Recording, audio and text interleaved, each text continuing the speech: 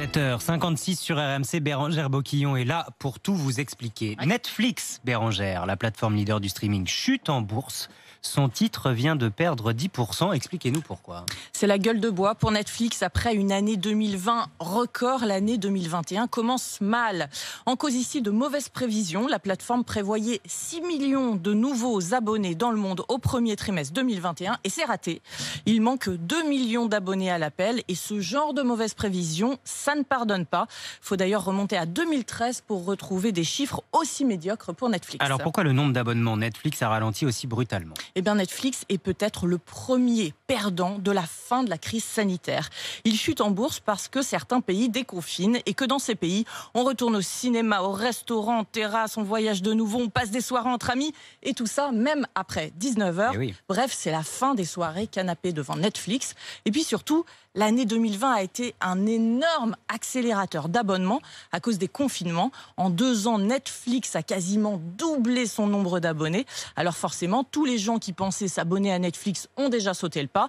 D'ailleurs, Netflix ne prévoit qu'1 million de nouveaux abonnés au 2e trimestre de cette année. Une prévision prudente. Le plafond de verre, est-ce que Netflix peut se retrouver en difficulté ? Alors vraiment, ne vous inquiétez pas pour Netflix. Oui, l'action a chuté de 10% ces derniers jours, mais elle avait augmenté de 65% cette dernière année. Netflix compte aujourd'hui 208 millions d'abonnés payants dans le monde. C'est du jamais vu. Bon, l'autre explication, c'est parce qu'il n'y a plus rien de nouveau à regarder sur Netflix. Il n'y avait rien de nouveau à regarder sur Netflix ce trimestre. Ça, c'est un spécialiste des médias qui le dit.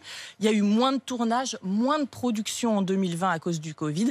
Et c'est donc en ce moment qu'on en voit les effets. Les tournages ont repris aujourd'hui, excepté au Brésil et en Inde, mais ces productions ne seront disponibles qu'à la fin de l'année 2021 dans les offres de la plateforme. Heureusement, la série Lupin avec Omar Sy marche très bien. C'est la plus populaire des nouvelles offres de ce trimestre. Une 2e saison sera d'ailleurs disponible cet été. Mais peut-être que le marché en fait est en train de saturer. C'est le cas aux États-Unis où le nombre d'abonnés n'augmente plus. Les nouveaux abonnés Netflix viennent d'abord d'Europe et d'Asie aujourd'hui. Mais même si tous les Américains qui le peuvent ont Netflix chez eux, la plateforme ne représente que 10% du temps passé devant la télévision.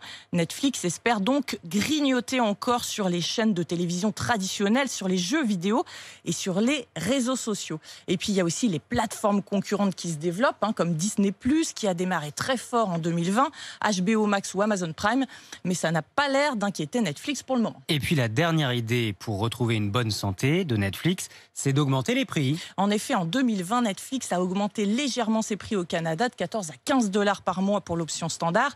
Aux États-Unis, les essais gratuits ont disparu. Et puis Netflix a une autre marge de manœuvre, ce serait d'empêcher les partages de codes Netflix. On estime qu'aujourd'hui en France, il y a 8 millions de foyers abonnés à Netflix, mais qu'il y en a en fait 19 millions qui surfent sur la plateforme. Il y a donc beaucoup de raisons pour que Netflix survive vaillamment au déconfinement. Bon, on est rassurés, on va encore entendre pendant bien des soirées le fameux « Tantan ». C'est ça, Netflix. C'est ça. Merci, Bérangère Boquillon.